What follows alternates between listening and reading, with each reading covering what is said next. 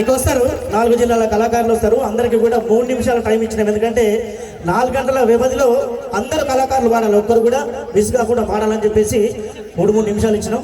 ఎవరు కూడా ఏమనుకోవద్దు, ఎందుకంటే అందరూ పాడాలి. ఇక్కడ అది వాలంటీర్స్ 30 మంది ఉన్నారు. మరి ఇక్కడికి వేదిక దగ్గర రావాలి, ఎక్కడ ఉన్నా కానీ వాలంటీర్స్